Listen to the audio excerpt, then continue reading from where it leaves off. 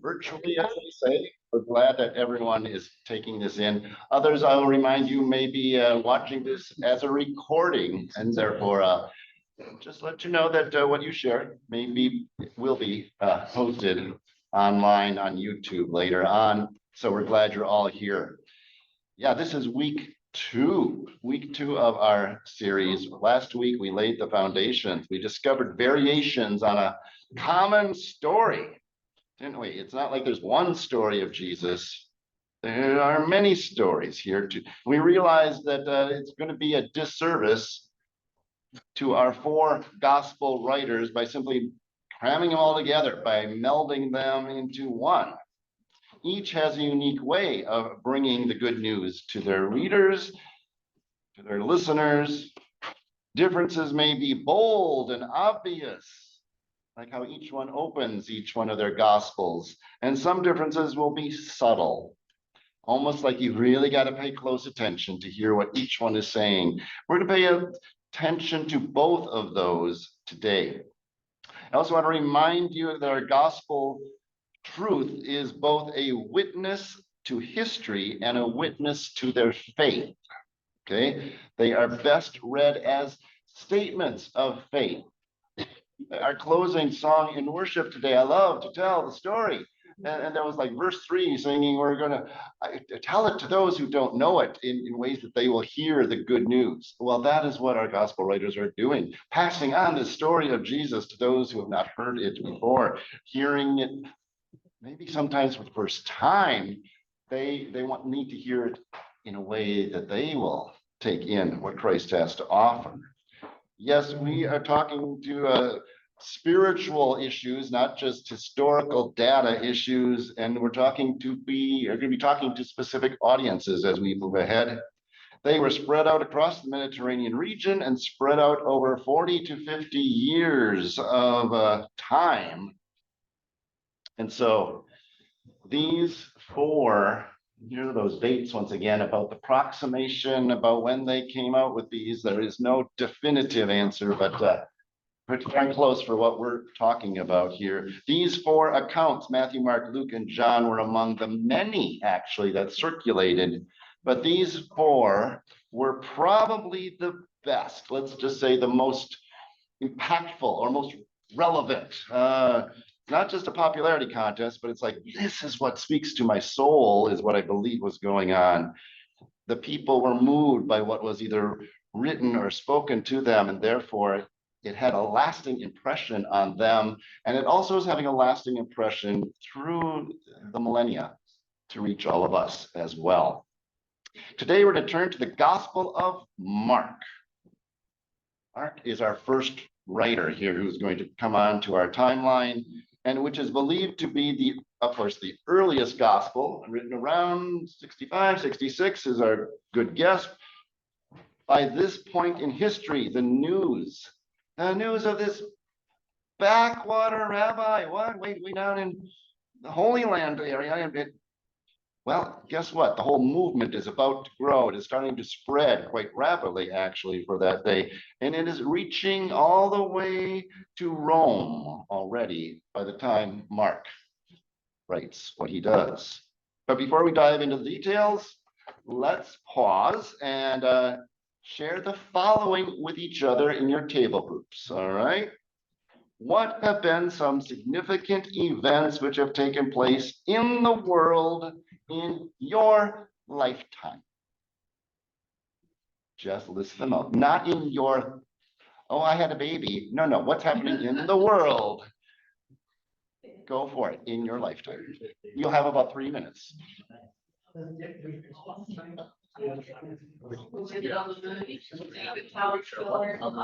Yeah.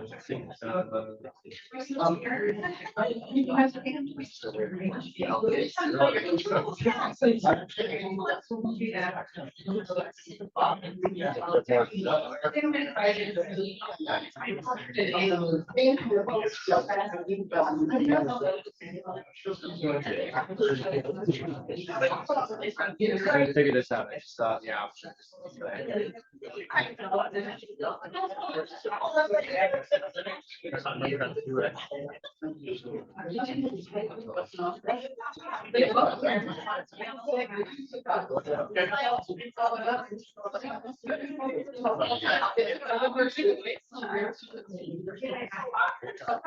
Yeah. So we also.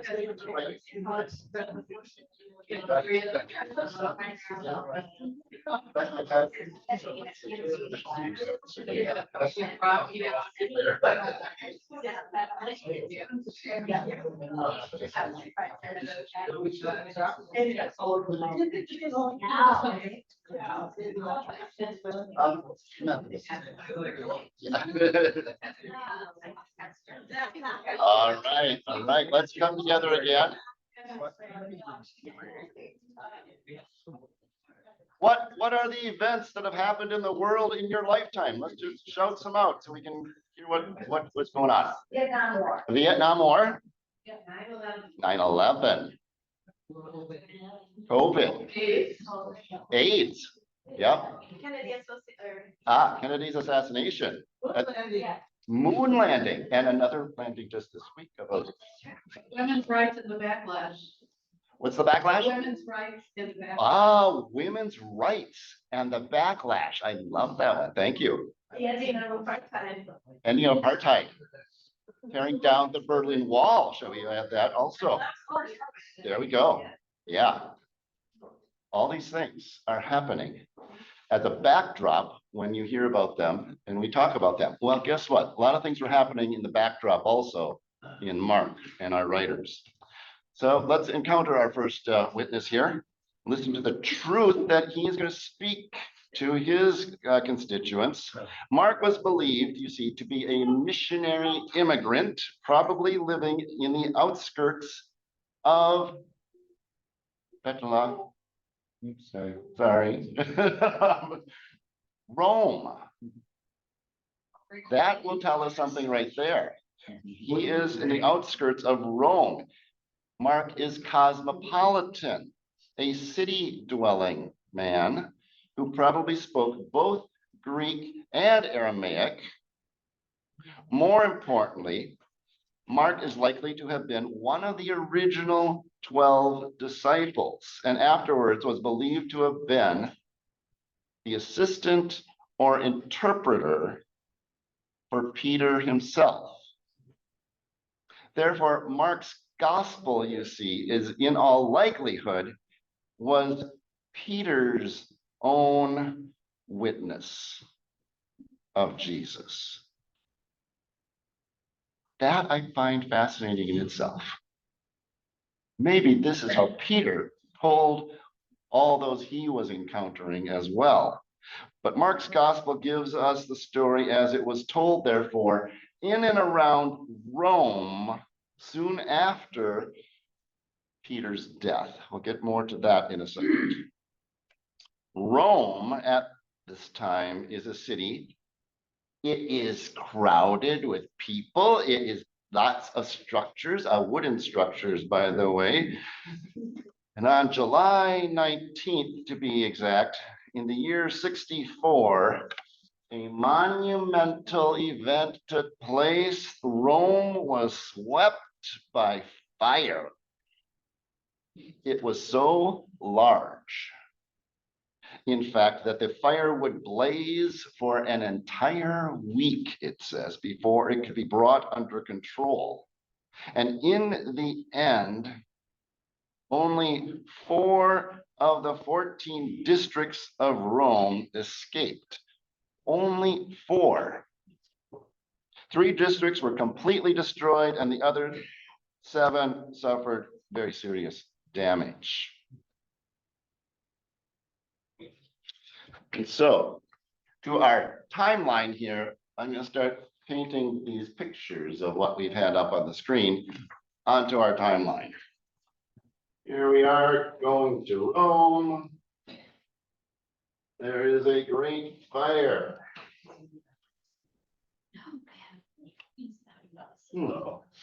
That looks sad.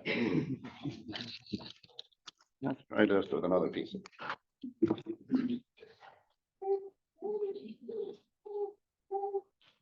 Yeah.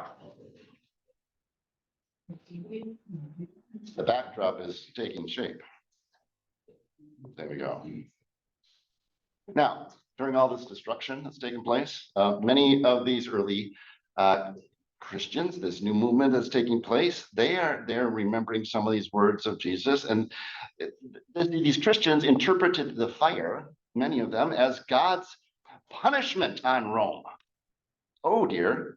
Many were even reportedly seen dancing for joy. Why? Not because people are suffering and there's great fire and destruction, but because what? Armageddon, it's the end of the current age, and there is the coming of God's kingdom, just as he said. This is coming to us. This is a point of joy. Well, that wasn't received well by all those around them. They would not have much time to be joyful. The people of Rome, you see, suspected arson started the fire.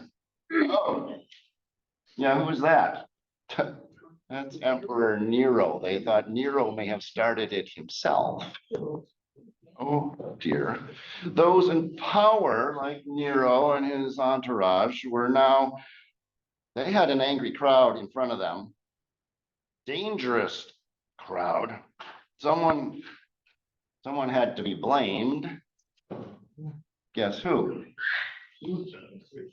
The Christians. Nero blamed them, pointed his finger at this new sect, which probably was threatening his power and his authority. Therefore, Nero, Emperor Nero, God Nero, as they like to be called, took to stamp out the Christians and their whole new church thing in Rome. It was a time of mass deaths, I dare say. Here it is.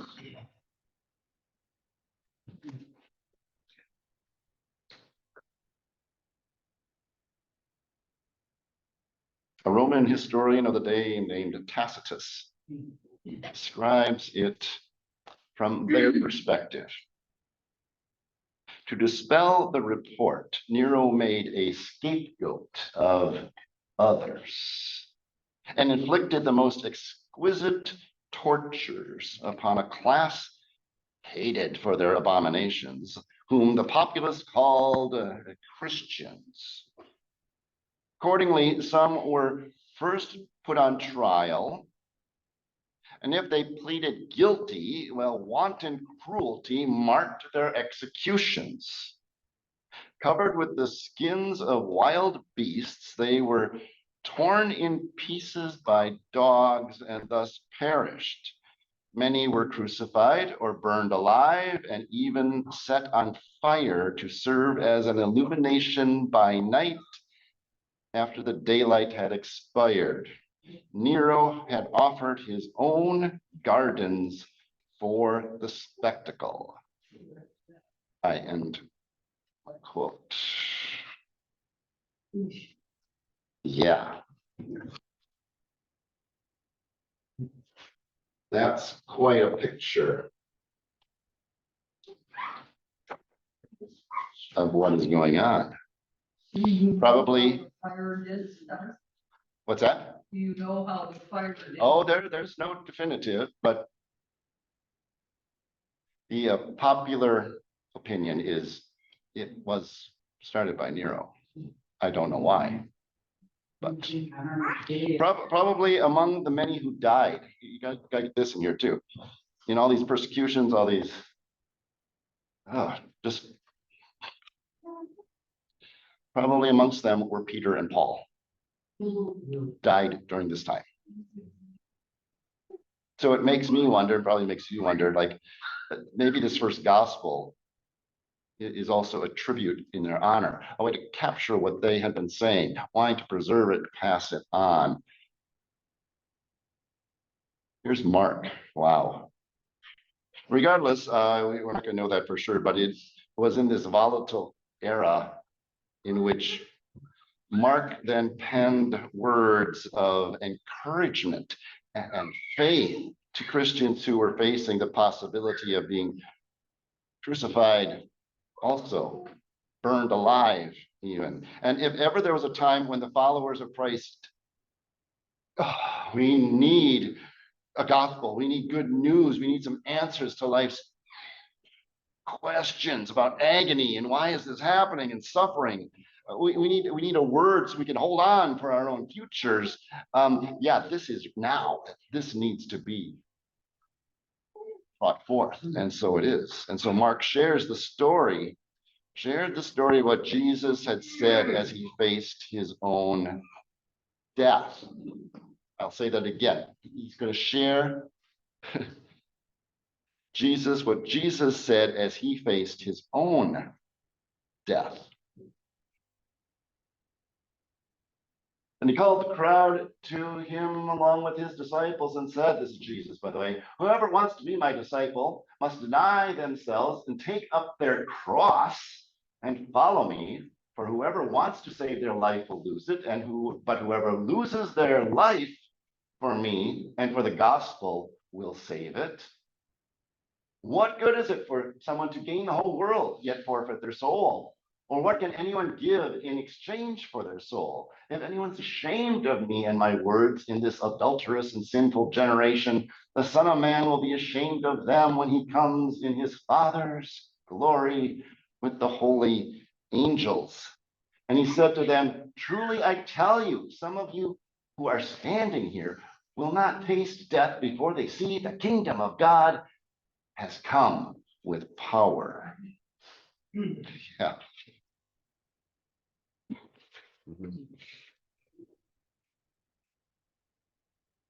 Oh, hang on to that thought. Not quite there. Therefore, to early Christians facing the possibility of, not the idea of torture, the literal reality of torture and humiliation and crucifixion and death, Mark wrote Jesus's own examples while he was facing torture and humiliation and crucifixion and death. Mark's witness of Jesus's life was written as much as a story of Jesus's death, a death in which Jesus's followers were all too likely to share. We must read, therefore, Mark. You got to read him in that context, with that backdrop, with that intensity and those emotions. In Rome, at the time of Nero's horrid executions and persecutions of the Christians.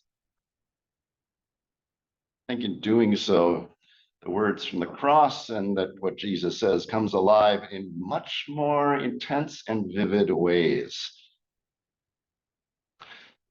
Well, let's pause before we get all to that gory stuff. Let's just take a look at what is Mark's story. How does he lay out the whole message? Okay, and therefore we're going to do a quick flyby of the whole gospel for you.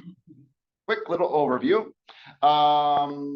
Therefore, I'm going to need some volunteers. A volunteer, and what do I need? You will get this lovely, complicated, simply extraordinary bookmark to look up a passage which has maybe 1, 2, or 3 verses that I will need you to read as we just tell the story of how the Marks goes. So if you're willing to you want to read?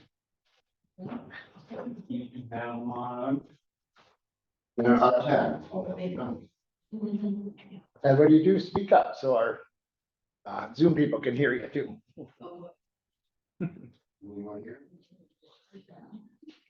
So you're getting a passage, the bookmark is so you can mark the page now. More. All right.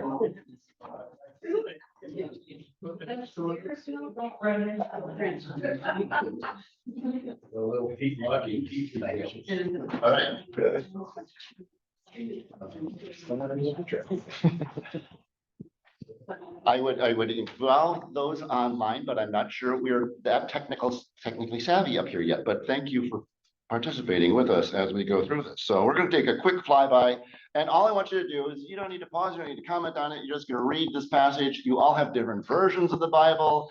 It's okay. We're just going to pick it up and go with it. Okay. So we're looking at how does Mark lay out his entire story. Okay. Here we go. Who has number 1, which would be, let's take a look.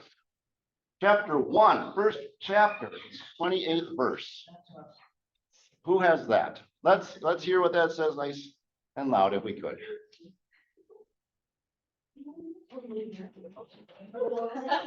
No, not into Matthew. No. I should just check. Did everyone else find their right verse? You're all good. So yeah, I do. Okay. At once the fame began to spread throughout the surrounding region of Galilee. That's it. That's it. Chapter 1. He is getting really popular. Yeah, Jesus's early triumphs are relished by these people. Hey, this is great. Stirs wild enthusiasm in the crowd. News about him spreads rapidly. Number 2 is at chapter 2, verses 1 and 2. Who has that up front? A few days later, when Jesus again entered Capernaum, the people heard that he had come home. They gathered in such large numbers that there was no room left, not even outside the door. And he preached the word to them. There you go. He is already at the beginning of chapter 2, and he is so popular already. They can't even get in the room to hear what he is going to say. People pour out to see him, and these are central things. The church is growing. The church is really booming. Remember these things as we keep moving forward. Number 3 is chapter 2, at least the first part of verse 20. The days will come when the bridegroom is taken away from them. Da-da. Tell some stories. Oh, yeah. As early as the 2nd chapter, Mark pictures Jesus warning the disciples. Bridegroom, that's him, Days are coming when the bridegroom is going to be taken away from you. Not only the 2nd chapter, and he's already starting to give these veiled warnings. And then we get to the 3rd chapter, verse 6, which says, yep. The Pharisees went out and immediately held counsel with the Herodians against him, how to destroy him. Yeah. Some of your translations may even say how they might kill him. Yeah. You're into chapter 3, and already Jesus's enemies are plotting to kill him. See how this is already unfolding rapidly in that direction. When we get to 4, verse 15, who has that one? There we Some go. people are like the seed that falls on the hardened soil of the road. No sooner do they hear the word than Satan snatches away what has been planted in them. Oh dear, even in our stories and these parables, it's just chapter 4, but the parable warns that Satan is going to attack you and try to take this word from you, keep it from sinking into you. Beneath all of Mark, there seems to be this apparent roiling of the war of good and evil going back and forth, and a single figure is pitched in battle for them. Jesus is there for them against the untamed powers of darkness and despair. Chapter 4, though, one more. There it is, 37-38. Thank you. A great windstorm arose, and the waves were breaking over the boat, so that the boat was already being swamped. He was Keep going. He was in the stern, sleeping on the cushion. So they woke him up and said to him, "Teacher, don't you care that we're going to die?" Don't you care that we're going to die? Don't you care? Is this not the cry of the people to whom Mark is writing? Don't you care that we're about to die? Jesus' frightened disciples cry out in the story, the chaos of a storm at sea, but these are the words of the people who are really in the midst of a chaotic storm of persecution and torture and death already. The metaphor does not leave them. That is their voice crying out, you see. Oh, and then we get to this lovely passage in chapter 6. It's a little longer. Take a listen to 22 to 25. Her daughter came in and danced, and so delighted Herod and his guests that the king said to the girl, "Ask what you like, and I will give it to you." And he swore an oath to her, "Whatever you ask, I will give you, up to half my kingdom." She went out and said to her mother, "What shall I ask for?" Her mother replied, "The head of John the Baptist." The girl hastened back at once to the king with her request. And now on a dish, the head of John the Baptist. I love the gasp in the front row. It should all be gasping along, like, oh my gosh. Here's the account of John the Baptist's beheading being retold. I'll let you know that Mark's gospel covers the event with the most details. He will use 17 verses to tell you about this incident.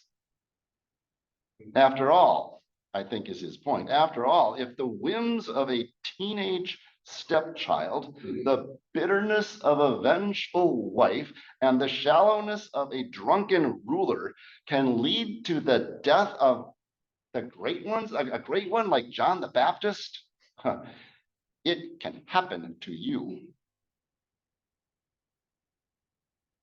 Gasp again. It can happen to you. Let's jump ahead to chapter 8 here, 27 to 30. What does that have to say? He said to her, "Let the children be fed first, for it is not fair to take the children's food and throw it to the dogs." I have a different one. Do you have? Are you in Mark?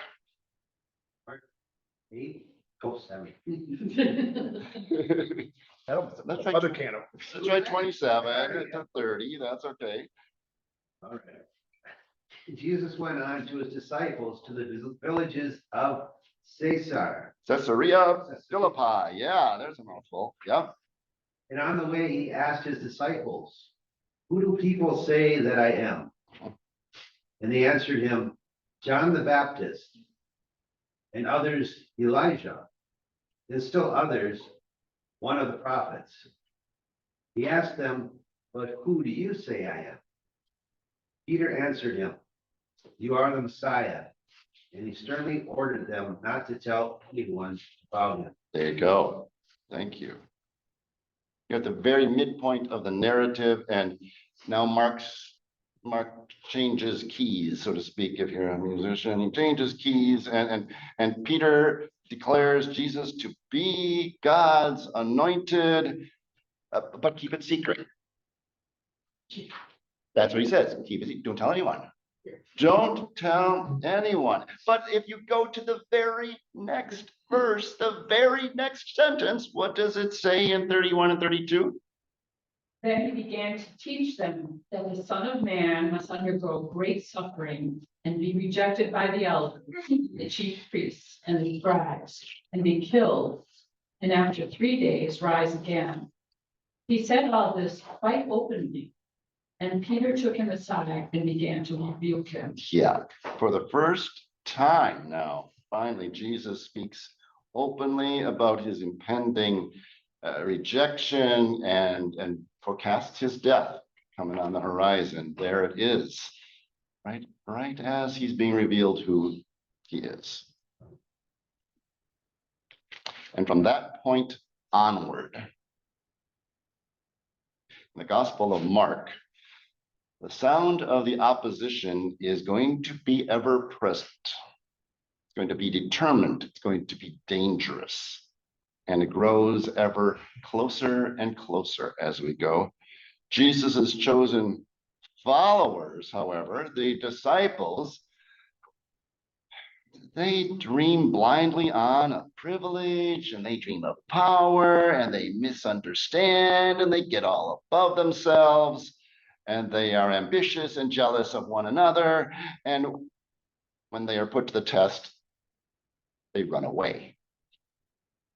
Mark is certainly critical of Jesus's disciples, but he looks with a far angrier eye upon the other powers of the world in the centers, of course, of Rome, the centers of political and the religious arenas. It is also worth noting, one more piece to the backdrop here, that in 66, poverty and hunger were rampant in Jerusalem. Okay, jump over the Mediterranean, go back to Jerusalem, and guess what? It is not good there either. Poverty, hunger it's getting out of hand. It results in a rebellion back there in Jerusalem. Jewish rebels burned the homes, it says, of many aristocrats, and even killed those aristocrats in some cases, anyone they could get their hands on. And with whatever weapons they could find, they went on an attack even of these outnumbered Roman soldiers. We're going to get them also. You see, a war has just begun. That is the year 66. A war that is going to rage for 7 long years. Those in Rome come back to Rome again.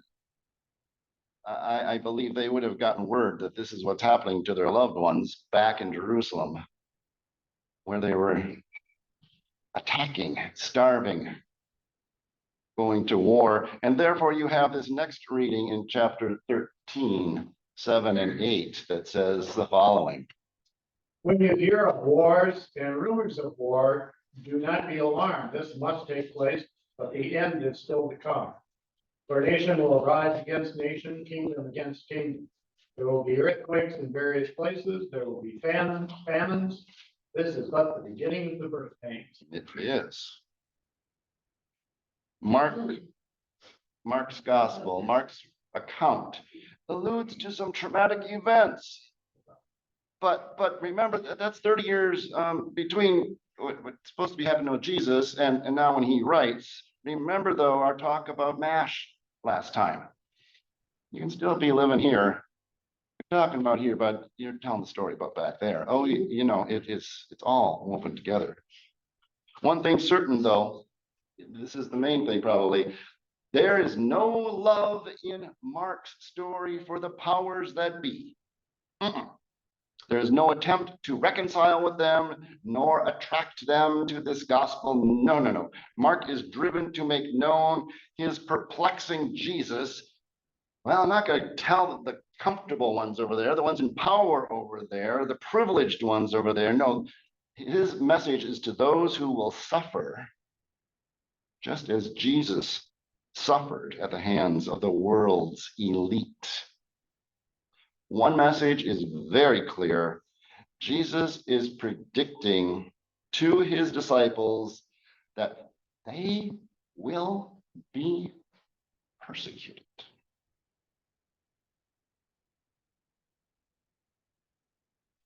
You must be on your guard. You will be handed over to the local councils and flogged in the synagogues. On account of me, you will stand before governors and kings as witnesses to them. And the gospel must be preached to all nations. Whenever you are arrested, not if you are, whenever you are arrested and brought to trial, do not worry beforehand about what to say. Just say whatever is given to you at the time, for it is not you speaking, but the Holy Spirit. Brother will betray brother to death, and a father his child. Children will rebel against their parents and have them put to death. Everyone will hate you because of me. But the one, read this last line with me. But the one who stands firm to the end will be saved.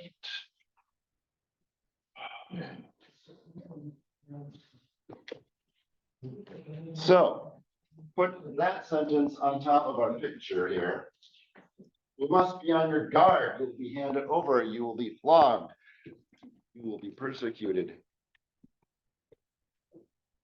Everyone will hate you because of me.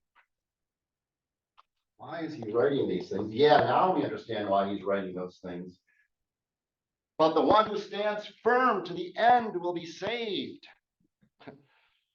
Stand firm, brothers and sisters of Christ. Stand firm to the very end. I mean, virtually every line in this gospel bears witness to Mark's faith in Jesus as the Christ, the anointed one, the Messiah, the Son of God.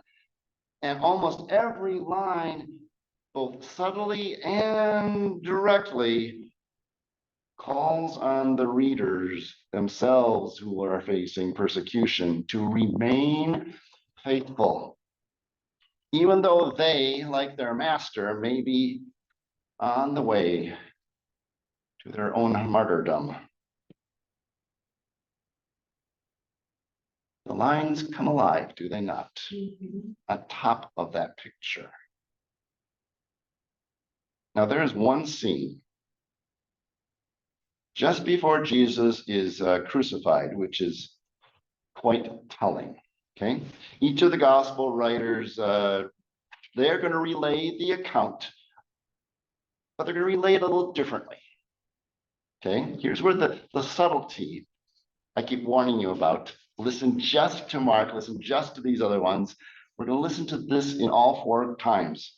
It is the trial scene with Pontius Pilate and the crowd, and they're shouting for who gets released. It is one of those where, yeah, these subtleties will tell you volumes about who and why it is being written. So here are several highlights from that confrontation, from which we will draw comparisons, see, week after week. Now, I'm not going to put it up on the screen. I want you just to even just close your eyes and just listen to it, okay?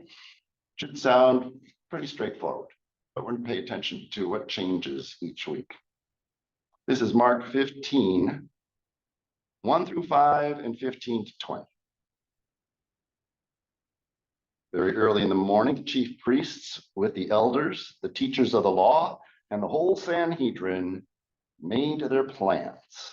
So they bound Jesus, led him away, and handed him over to Pilate. "Are you the king of the Jews?" asked Pilate. "You have said so," Jesus replied. Chief priests accused him of many things. So again, Pilate asked him, "Aren't you going to answer? See how many things they are accusing you of?" But Jesus still made no reply, and Pilate was amazed. Jumping ahead, wanting to satisfy the crowd, Pilate released Barabbas to them. He had Jesus flogged and handed him over to be crucified. And the soldiers led Jesus away into the palace, that is the praetorium, and called together the whole company of soldiers. They put a purple robe on him, then twisted together a crown of thorns and set it on him, and they began to call out to him, "Oh, hail, King of the Jews!" Again and again, they struck him on the head with a staff and spit on him, and falling on their knees, they paid homage to him. And when they had mocked him, they took off the purple robe, put his own clothes on him, and then they led him away to crucify him. Sound about right? Kind of there's the story, yeah? Yeah, there's the basic story. So it has a 1, 2, 3, 4. 1, Pilate makes his decision. And then 2, Jesus is then brutally flogged by the Romans. And then followed by 3, mock coronation takes place, and Jesus is hailed as the King of the Jews. Followed by 4, he's stripped of the robe and led off to the crucifixion. Okay. Now, in subsequent Gospels, the storyline and the dialogue is going to veer from this basic telling. And we will want to note as we go along how and why. But for now, for this week, for just where we are right now, it's enough to note that in Mark, violence and mocking are part of the reality which Jesus had to endure before he even literally picks up his cross. I'll say it again. Violence and mocking are part of the reality which Jesus had to endure before he literally picked up his cross. Just keep a little star next to that one, because we'll be coming back to things like this. So Mark's Jesus apparently dies in despair. He had appeared in Galilee proclaiming the kingdom of God. He died in Jerusalem with a mocking placard over his head reading King of the Jews. And to any casual viewer, his claim is rebutted. His followers are scattered and his battle is lost. From the cross, the only recorded words that Jesus says from the cross are, my God, why have you forsaken? Chapter 15, verse 34. So to outsiders, to Romans, to Sanhedrin, to whoever the outsiders are going to be, this sounds like a cry of defeat, does it not? My God, why have you forsaken me? But to those of the faith, they know that this is the start of an ancient psalm that ultimately ends with victorious praise of God. Victorious praise of God. Psalm 22, if you want to cross-reference it. After that, well, let's turn together to the end. But you turn to the last chapter, last verses of what you have in your Bible of Mark. Find that if you would. Let's see how this whole thing ends, shall we? So look to the last section there.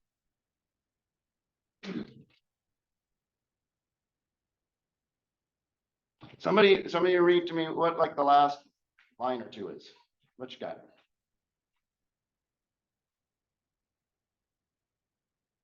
So then the Lord Jesus, after he had spoken to them, was taken up into heaven and sat down at the right hand of God.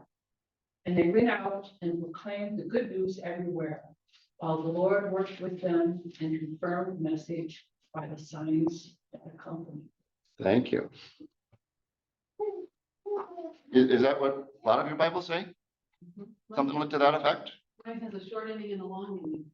Oh, yeah. The shorter ending just says, and all that had been commanded them, they told briefly to those around Peter, and afterward Jesus himself sent out through them from east to west the sacred and imperishable proclamation of eternal salvation. Oh, really? That's the It short. sounds like it ends so well, but the question is, where does Mark end? Now, I'll let you know that the earliest manuscripts and lots of these ancient witnesses do not include verses 9 to 20. They would say that's a later addition.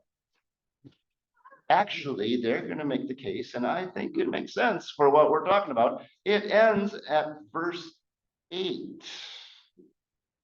Here's what my version says. Verse 8, trembling and bewildered, the women went out and fled from the tomb. They said nothing to anyone because they were afraid. Period. End of story. What?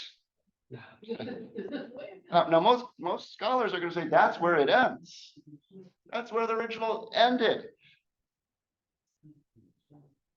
Okay, why would you end there? Because though the followers in Jesus' day, you know, those disciples back then, they're all mixed up. They're arguing about who's the greatest, and they failed over and over again to quite get it, to quite understand everything. Mark's readers, though, know that the story is going to end not with that period. It ends in victory. It's kind of like that song, you know? Let the casual outsider, let the Roman who picks up our script or our letter, let the one who is against us read these things, and oh, it sounds like gloom and doom. And therefore, if you're on the inside, you really know what's going on. Mark's Jesus is always laying out this stark challenge. And he says, all who want to follow after me must deny themselves, take up their cross, and follow me. Watch that sentence take a little tweak as we go. Maybe I'll just tell you right now. Little tweaks make a big difference. I'm not going to explain why, but Luke adds one word to the thing. Because this is very popular words by the time we get to Matthew and Luke. Yeah, everyone probably has heard this. You must follow after me, you must deny themselves and take up their cross daily. Oh, kind of changes things, doesn't it? Like daily, like, I mean, I do believe Mark is really writing it literally at this point. He's not just making endure some bad things along the way every day. That's part of being a Christian. He's going to say, take up your real cross. Follow what I've been about. And so the good news, according to Mark, is that emperor over there, Nero, and to whom all others in the empire, basically they're to bow down to him. He's basically saying that is not the king, that is not the one to follow. That's not where the empire really lies.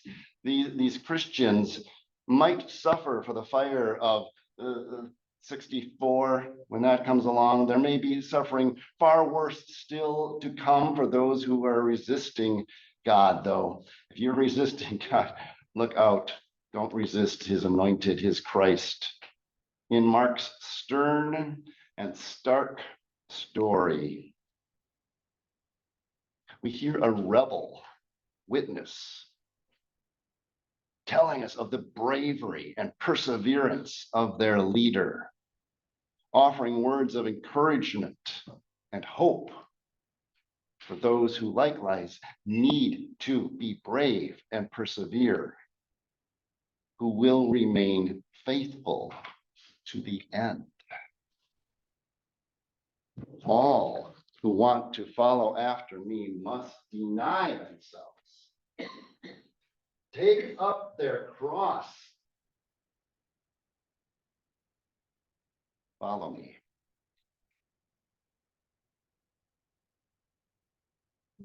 That's Mark.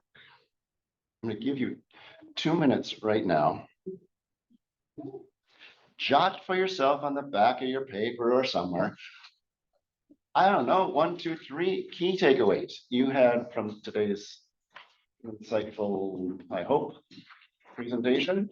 Well, what are things you question? You can also ask questions. Always good to question things, but this is how we learn. We find answers to questions. But take 2 minutes, jot your notes for yourself on what sticks out.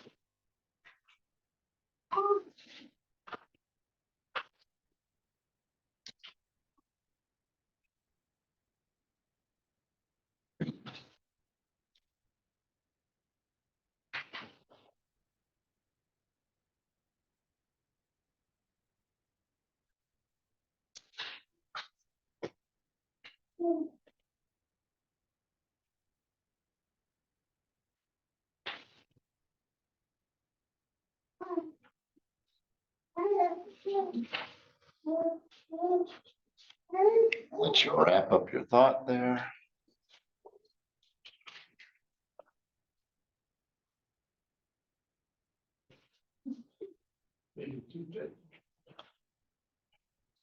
So I'm just curious, first of all, what are some things people noted as takeaways from today? Just someone want to share one or two? Yep. Well, I have a question. It's easy to assume or to think that because this was written in 65, Mhm. well, everybody read it. Everybody knew it, blah, blah, blah. So how much of this was disseminated contemporaneously and how was it disseminated contemporaneously? Yeah, probably with an oral tradition to begin with. I would think, I mean, it had to be like scrolls, right? Handwritten out. Yeah, it could be, you know. And where would it have been disseminated? It been disseminated in synagogues? Or not? Good question. Yeah. They tried. I'm not gonna have all the You're not gonna answers. answer that one. Oh, maybe our current seminarian can answer some of that. I know that some of the Christians tried at one point with it, and they were kind of put up with them at the synagogue, but then eventually it was like, no, we're not gonna accept that message, I'm but. gonna get, yeah, there's gonna be a split as we move along here, okay? Yeah. So, but sure, how do we get the word out? Yeah, we already, First they were sacked. and what is the assistant doing? Where is he writing it? Those are good questions. I'd like to know those too. Very good. What other takeaways or questions do you have? Yeah, I came away with two disturbing questions. two disturbing questions. The first one, would I have stood up for Jesus? And secondly, or would I be more helpful to the future of Christianity if I were alive to support it? Would I have gone this way or this way if I were confronted, huh? That's for each one to answer, right? Very good. Yeah, I'm Jane. just thinking about it in terms of modern day events too, and my three takeaways were that someone has to be blamed. Someone has to be blamed. Okay. Power shifts blame, Power what? shifts the blame, Shifts the blame. Mhm. and there's a sacrificial lamb, There's a, but there's a surprise ending. there's a surprise ending that we know that you may not. Yeah, yeah. One other person, anyone want to share what they're taking away?